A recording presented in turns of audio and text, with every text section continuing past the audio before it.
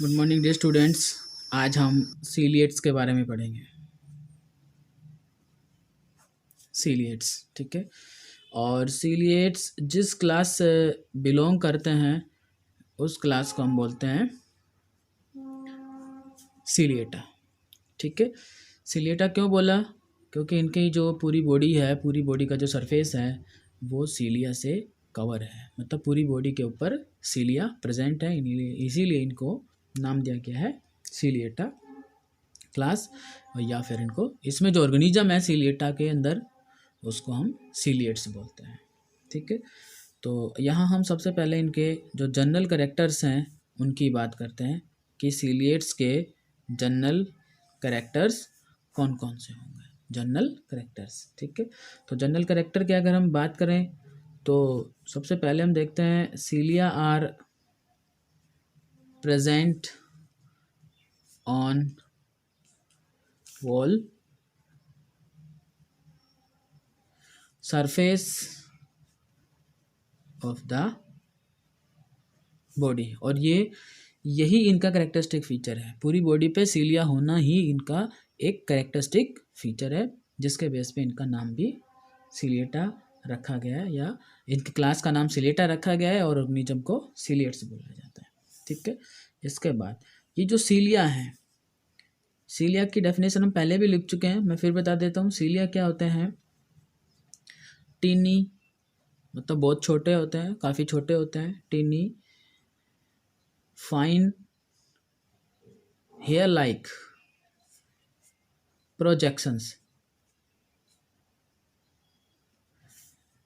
सीलिया क्या होते हैं? Tiny fine hair like projections होती हैं, ठीक है। और ये पूरे सरफेस पे प्रेजेंट होंगे, तो उन fine hair like tiny projections को हम सीलिया बोलते हैं, ठीक है। और ये सीलिया ही इन सीलिएट्स के लोकोमोशन और फूड को ड्राइव करने में हेल्प करते हैं, ठीक है। Cilia are used for locomotion and driving food, ठीक है। सीलिया जो है उन लोकोमोशन में हेल्प करेंगे और इसके अलावा फूड को ड्राइव करने में, जो फूड दूर है उसको नज़दीक लाने में भी ये हेल्प करेंगे। वाटर करंट जो है वो क्रिएट करेंगे, उससे फूड जो है वो इनके नज़दीक आने लगेगा, ठीक है। इसके बाद इन सीलिएट्स का हैबिटेट अगर हम देखें तो सीलिएट्स का जो हैबिटेट है उसमें सीलिएट्स जो है वो एक्वेटिक है। हैबिटेट की अगर हम बात करें तो कैसे हैं ये? एक्वेटिक हैं। और एक्वेटिक की अगर हम बात करें तो एक्वेटिक में दोनों हैं, फ्रेश वाटर और मैराइन वाटर, ठीक है। फ्रेश वाटर में भी रहते हैं और मैराइन वाटर के अंदर भी रहते हैं। फ्रेश वाटर की अगर हम बात करें तो जैसे पॉन्ड्स हैं, पूल्स हैं, ठीक है, रिवर्स हैं, ठीक है, डिचेस हैं, छोटे गड्ढे जो बन जाते हैं जिनमें पानी भर जाता है वो भी हैं, एटसेट्रा। ऐसे ही मैराइन वाटर की अगर हम बात करें तो उनके अंदर सीज हैं और ओशियंस हैं, ये मैराइन वाटर में हो जाते हैं, ठीक है। इसके अलावा है ना कुछ एक जो हैं वो पैरासिटिक भी हैं, ये भी आपको ध्यान रखना है। ए फ्यू आर पैरासिटिक, कुछ एक जो हैं वो पैरासिटिक भी हैं। जैसे एग्जाम्पल लें हम तो एग्जाम्पल है बैलेंटिडियम कोलाई। ये एक सीलिएट की स्पीसीज है जो कि पैरासिटिक है। और ये कहाँ पैरासाइट है? ये एक एंडो पैरासाइट है, endo parasite, endo parasite in the large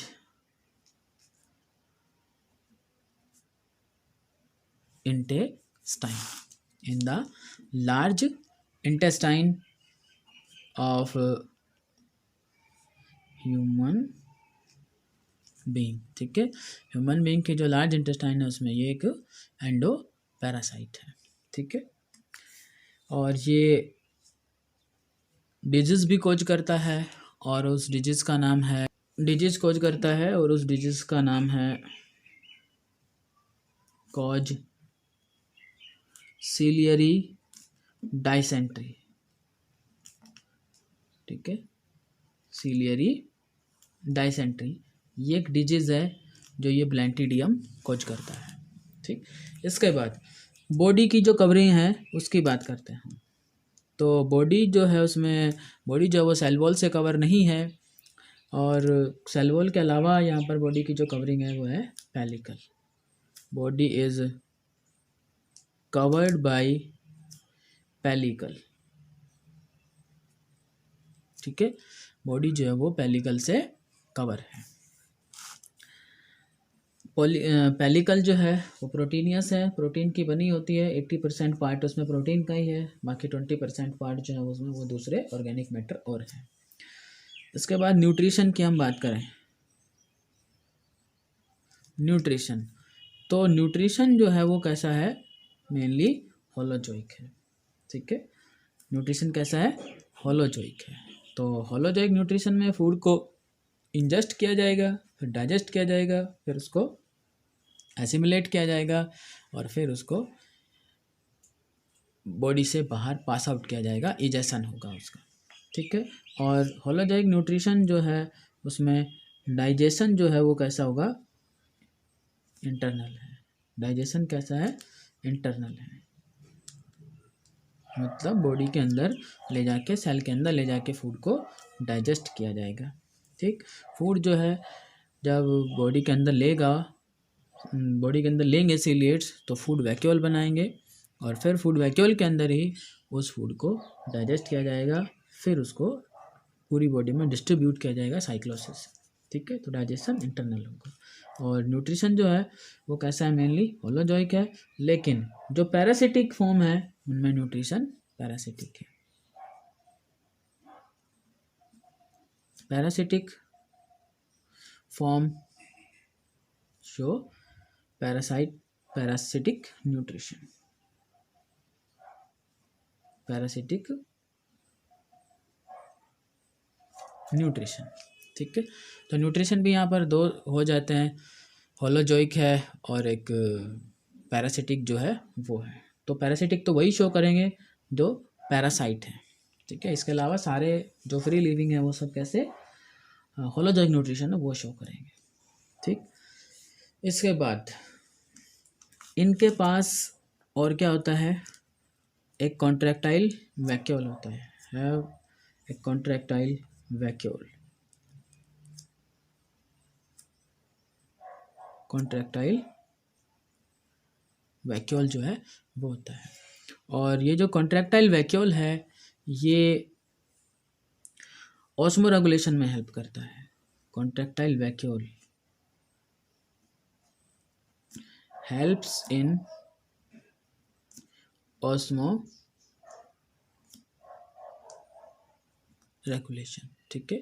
helps in osmo regulation, osmo regulation जिसके अंदर वाटर और सॉल्ट की कंसंट्रेशन को मेंटेन किया जाता है, बैलेंस किया जाता है, उस प्रोसेस को हम ऑस्मो रेगुलेशन बोलते हैं। और ये कॉन्ट्रैक्टाइल वैक्यूल जो है यही काम करते हैं। एक्स्ट्रा वाटर जो बॉडी में एंटर कर जाता है उसको ये बाहर निकालने का काम करते हैं, ताकि बॉडी के अंदर वाटर और सॉल्ट की कंसंट्रेशन मेंटेन रह सके, ठीक है।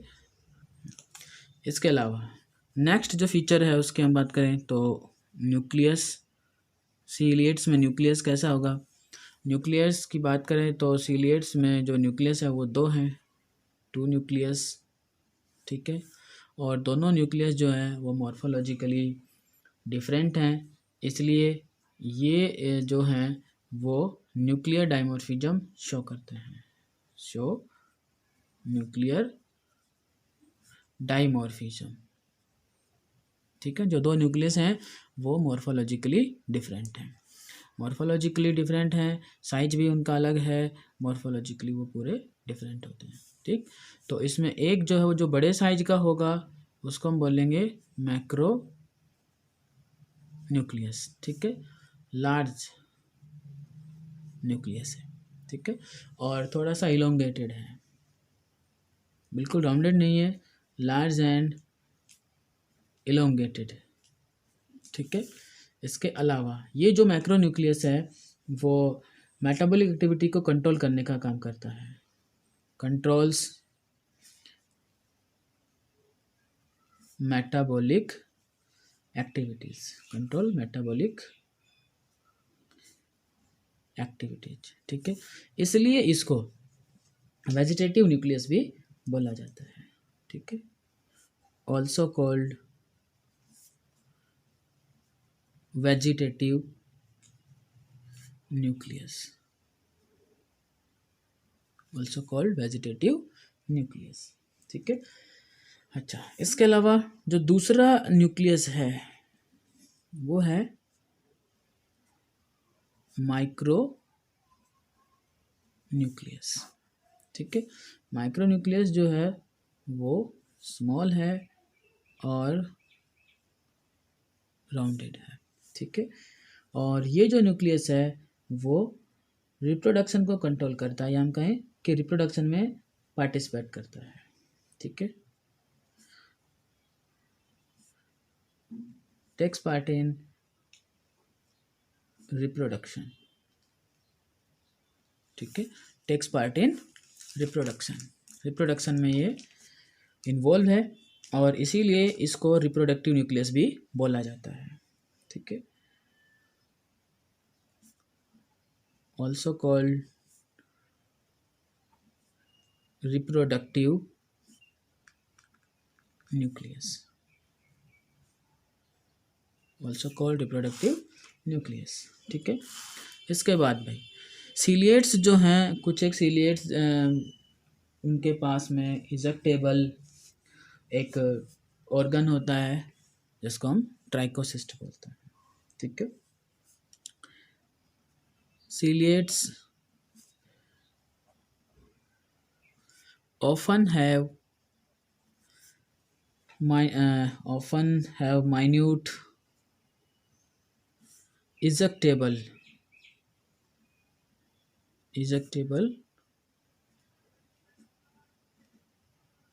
ट्राइकोसिस्ट, ठीक है। ये एक तरह का ऑर्गन है, डिफेंस का काम करता है। ये कोई एनिमी जो इनके नज़दीक आता है इनका, तो ये उसको पैरालाइज करने का काम करता है। ट्राइकोसिस्ट ये उसमें इंजेस्ट कर देते हैं, उसके अंदर इंजेक्ट कर देते हैं और फिर इस ट्राइकोसिस्ट में कुछ पॉइजनस केमिकल होते हैं, उसकी वजह से जो इनका एनिमी है वो पैरालाइज हो जाता है, ठीक है। जो इनके नज़दीक आता है उसको ये पैरालाइज कर देते हैं अपने ट्राइकोसिस्ट जो है उसको इंजेक्ट करके, ठीक है।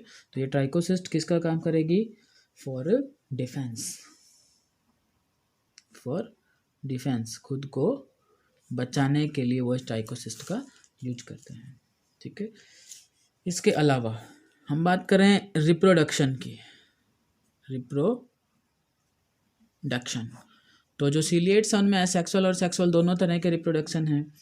रिप्रोडक्शन में सबसे पहले हम एसेक्सुअल रिप्रोडक्शन की बात करते हैं, एसेक्सुअल रिप्रोडक्शन, ठीक है। और एसेक्सुअल रिप्रोडक्शन के अंदर यहाँ पर कौन सा है? ट्रांसवर्स बाइनरी फिजन है। जैसे पैरामीशियम है वो ट्रांसवर्स बाइनरी फिजन शो करता है, ठीक है। इसके अलावा कुछ हैं जिनके अंदर बडिंग भी होती है। बडिंग जैसे एग्जांपल लें हम तो वोर्टिसेला, ये एक सीलिएट है जिसमें बडिंग भी देखने को मिलती है। और कुछ एक जो हैं उनमें जो प्लाज्मोटोमी है वो भी होती है, जैसे ओपेलिना जिसमें काफ़ी न्यूक्लियस हैं, मल्टी न्यूक्लिएटेड हैं, ठीक है। प्लाज्मोटोमी, तो प्लाज्मोटोमी जैसे एग्जांपल ओपेलिना, ठीक है, इनमें प्लाज्मोटोमी होगी। अब ट्रांसवर्स बाइनरी फिजन की अगर हम बात करें तो ये जैसे हमारे पास में ऑर्गेनिज्म हो, ये जैसे अगर पैरामीशियम है हमारे पास में, तो पैरामीशियम इस बॉडी एक्सिस से, ठीक है, इस बॉडी एक्सिस से क्या करेगा, डिवाइड करेगा, ठीक है। और ये इस तरह की जो स्ट्रक्चर है उसकी, वो यहाँ डेवलप होंगे ऐसे।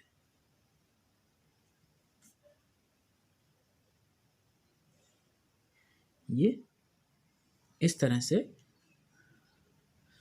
डिवाइड करेगा, और इस तरह से डिवाइड करके यहाँ पर दो नए जो ऑर्गेनिज्म हैं वो बन जाते हैं,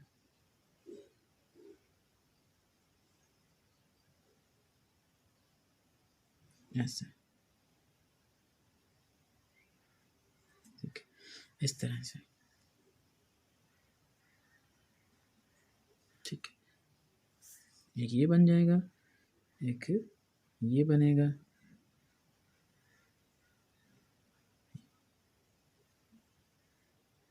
ये दो नए paramecium by transverse binary fission जो है वो बन जाएंगे। इनको हम बोल देंगे डॉटर पैरामीशिया, ठीक है, डॉटर पैरामीशिया। और जब हम सेक्सुअल रिप्रोडक्शन की बात करते हैं, तो सेक्सुअल रिप्रोडक्शन में यहाँ कॉन्जुगेशन होता है, ठीक है। ये तो हम सिंपल एक बाइनरी फिजन की बात कर रहे हैं, ट्रांसवर्स बाइनरी फिजन की। बाकी बडिंग भी होता है, कहीं पर प्लाज्मोटोमी भी होती है, और बडिंग के अंदर छोटा आउटग्रोथ निकलता है, सेल का मास बनता है, आउटग्रोथ निकलती है, उसी से फिर नया ऑर्गेनिज्म जो है वो डेवलप होता है। प्लाज्मोटोमी में जो पहले साइटोप्लाज्म डिवाइड करता है और उसके बाद में जो मल्टीन्यूक्लिएटेड बॉडी बनेगी, उसमें न्यूक्लियस का डिवीजन होगा, ठीक है। और यहाँ बाइनरी फिजन में तो पहले न्यूक्लियर डिवीजन जो है वो हुए हैं, जैसे यहाँ न्यूक्लियस और न्यूक्लियस की दो ये कॉपी बनेंगी, फिर ये अलग अलग ऑर्गेनिज्म में जो है वो एंटर कर जाएंगे, ठीक है। और अब हम बात करते हैं सेक्सुअल रिप्रोडक्शन की। सेक्सुअल रिप्रोडक्शन, ठीक है। सेक्सुअल रिप्रोडक्शन की अगर हम यहाँ बात करते हैं, तो सेक्सुअल रिप्रोडक्शन जो है उसमें क्या है, कॉन्जुगेशन है। सेक्सुअल रिप्रोडक्शन में क्या है, यहाँ कॉन्जुगेशन है। और कॉन्जुगेशन क्या होता है, temporary attachment of two organism for exchanging their genetic material, for exchanging their genetic material, ठीक है। अपने जेनेटिक मटेरियल को एक्सचेंज करने के लिए टेम्पररी दो ऑर्गेनिज्म जो हैं वो अटैच करते हैं सेम स्पीसीज के, और अपना जेनेटिक मटेरियल एक्सचेंज कर लेते हैं, ठीक है। कॉन्जुगेशन कैसा होता है, डायग्रामेटिकली हम पहले ही पढ़ चुके हैं जब हमने प्रोटिस्ट का जो रिप्रोडक्शन का टाइप पढ़ा था उसके अंदर, ठीक है। यहाँ हमें फिर से नहीं पढ़ना उसको। अब हम इसमें बात करते हैं एग्जाम्पल। सीलिएट्स में एग्जाम्पल कौन होंगे, और एग्जाम्पल की अगर हम बात करें तो सबसे मेन जो इसमें एग्जाम्पल है वो है पैरामीशियम, ठीक है। और इसके अलावा वर्टिसेला, ये है। वर्टिसेला के अलावा यहाँ ओपेलिना है, ठीक है। और एक और एग्जाम्पल है ब्लैंटिडियम, ठीक है। ये कुछ एक एग्जाम्पल हैं सीलिएट्स के, ठीक है। तो सीलिएट्स में हम पैरामीशियम जो है उसकी स्ट्रक्चर, उसका डायग्राम जो है उसको स्टडी करते हैं, ठीक है। और उसके सारे फीचर्स आपको याद रखने हैं, ठीक है। ये हमारे पास डायग्राम है एक पैरामीशियम का। तो और पैरामीशियम जो उसमें कई सारी स्पीसीज हैं, और पैरामीशियम में ये जिस स्पीसीज का डायग्राम है वो है पैरामीशियम कोडेटम, ठीक है। पैरामीशियम कोडेटम ये इस ऑर्गेनिज्म का नाम है, इस पैरामीशियम का नाम है, ठीक है।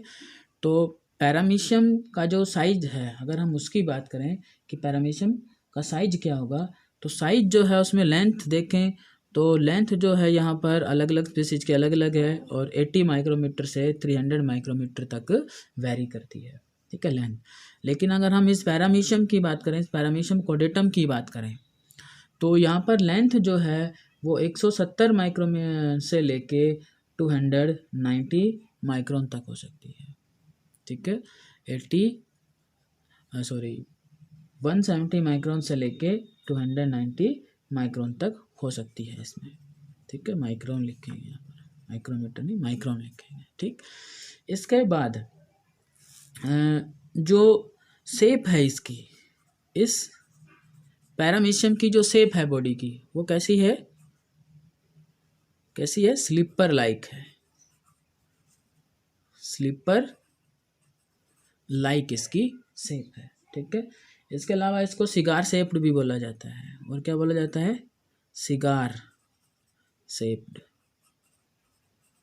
ठीक है। बिल्कुल हमारी जो स्लीपर है, चप्पल जो है, उसकी तरह से ये नज़र आता है शेप में, ठीक है। अब हम इसके बॉडी पार्ट्स जो हैं, इसकी स्ट्रक्चर जो है उसको स्टडी करते हैं। तो ये इस तरह का पूरा ऑर्गेनिज्म है, उसमें जो ये एंड है इसका, ये एंटीरियर एंड है, ठीक है। ये जो एंड है उसका ये कैसा है, एंटीरियर एंड है, ठीक है। और ये छोटे छोटे जो प्रोजेक्शंस हमें दिख रहे हैं, फाइन टिनी हेयर लाइक, ये सब क्या है, सीलिया होंगे यहाँ, और सीलिया जो है वो पूरी बॉडी के ऊपर प्रेजेंट होंगे। लेकिन जो ये एंटीरियर साइड है, ये कौन सी साइड है उसकी, एंटीरियर साइड है, ये इस पैरामीशियम की एंटीरियर साइड है, एंटीरियर एंड। और इस एंटीरियर एंड पे एक बाकी सभी सीलिया से कुछ बड़े सीलिया का यहाँ एक टफ्ट मिलता है, गुच्छा मिलता है, जिसको हम कॉडल टफ्ट बोलते हैं, ठीक है। और इस पैरामीशियम में अब हम इसके इंटरनल सेल की बात करें, इंटरनल स्ट्रक्चर की बात करें, तो यहाँ पर इसके एंटीरियर और पोस्टीरियर एंड पे दो कॉन्ट्रैक्टाइल वैक्यूल हैं, ये पोस्टीरियर एंड है, ये एंटीरियर नहीं है, ये पोस्टीरियर एंड है, ये एंटीरियर एंड नहीं बेटा, एंटीरियर तो ऊपर वाला हो गया, ये पोस्टीरियर एंड है, ये कौन सा है, पोस्टीरियर एंड है इसका। और पोस्टीरियर एंड पे ये क्या है, कॉडल टफ्ट है, बाकी सीलिया से कुछ बड़े सीलिया का एक गुच्छा यहाँ प्रेजेंट है, जिसको हम कॉडल टफ्ट बोलते हैं, ठीक। इसके अलावा हम इस पैरामीशियम की इंटरनल स्टडी करें, इंटरनल स्ट्रक्चर अगर देखें हम सेल के अंदर, या जो पूरी बॉडी इसके अंदर इंटरनली देखें, तो एंटीरियर एंड पे यहाँ एक कॉन्ट्रैक्टाइल वैक्यूल है, और पोस्टीरियर एंड जो है उस पर एक कॉन्ट्रैक्टाइल वैक्यूल है, ठीक है। और इस कॉन्ट्रैक्टाइल वैक्यूल के सराउंडिंग में छोटे छोटे रेडियल कैनाल्स हैं, जो ये आपको दिखाई दे रही हैं, ये सब क्या है, रेडियल कैनाल्स हैं, जैसे ये रेडियल कैनाल्स होंगी, ठीक है। इसके अलावा यहाँ पर ये एक बड़ा न्यूक्लियस दिख रहा है आपको, इलोंगेटेड न्यूक्लियस है, जिसको हम मैक्रो न्यूक्लियस बोलेंगे। इसके अलावा इसके साथ में एक छोटा न्यूक्लियस है, राउंडेड है, जिसको हम माइक्रो न्यूक्लियस बोलेंगे, ठीक है। और इसके अलावा ये जो हिस्सा आपको नज़र आ रहा है, देखिए ये जो एंड है, ये जो पार्ट है, ये क्या है, ओरल ग्रूव, और इस ओरल ग्रूव के थ्रू ही फूड जो है इधर से एंटर करता है, फूड पार्टिकल जो हैं वो इसी साइड से अंदर एंटर करते हैं, ठीक है।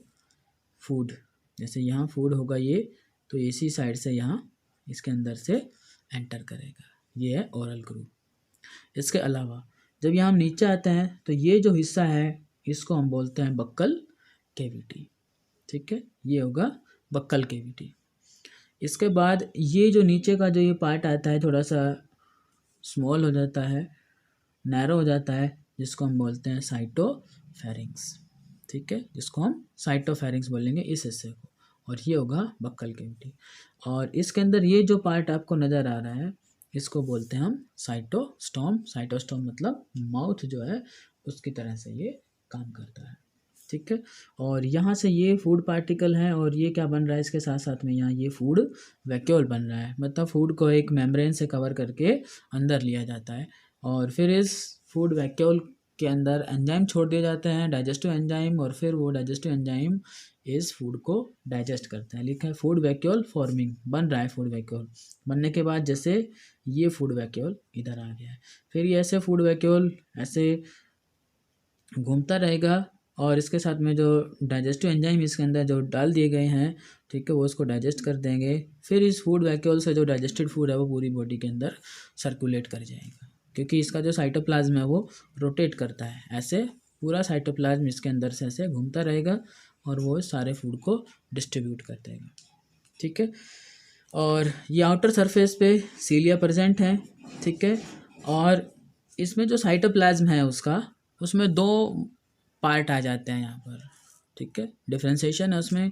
और ये जो मेम्ब्रेन के साथ साथ वाला जो साइटोप्लाज्म है उसको हम बोल देते हैं एक्टोप्लाज्म। बाहर वाली साइड में जो साइटोप्लाज्म होगा ये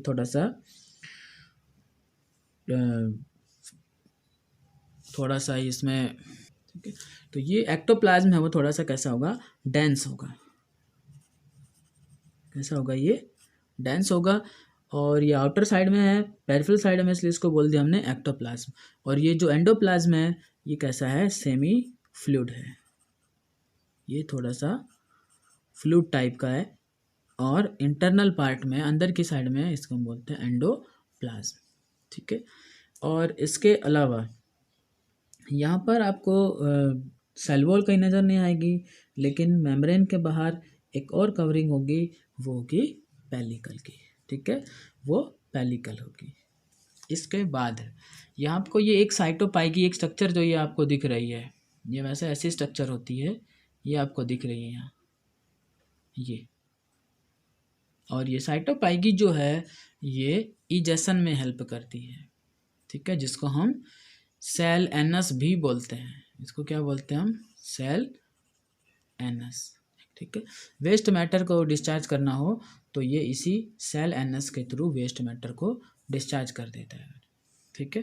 तो ये पूरी स्ट्रक्चर है हमारे पास पैरामीशियम की। और पैरामीशियम में जब कॉन्जुगेशन होता है तो ये ओरल ग्रूव्स जो हैं वही दो पैरामीशिया के एक साथ में अटैच होते हैं, ठीक है, और वहाँ पर एक कॉन्जुगेशन ब्रिज बनता है। तो ओरल ग्रूव के थ्रू ही पैरामीशिया एक दूसरे के साथ अटैच होंगे, ठीक है। तो ये स्पीसीज है पैरामीशियम कोडेटम, स्लीपर लाइक ऑर्गेनिज्म है।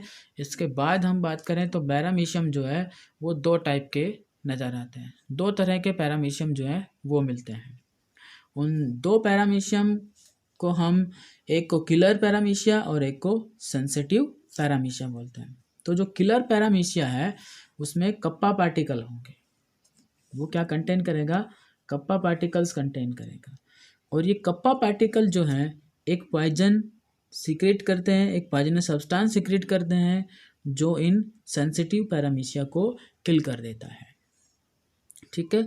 अब ये कप्पा पार्टिकल होता क्या है, कप्पा पार्टिकल एक सेल्फ रेप्लिकेटिंग साइटोप्लाज्मिक बॉडीज है, ठीक है। कप्पा पार्टिकल क्या है, it is a self replicating cytoplasmic bodies containing DNA. एक वो साइटोप्लाज्मिक बॉडी है जो सेल्फ रेप्लिकेट कर सकती है, अपने आप अपनी कॉपी बना सकती है।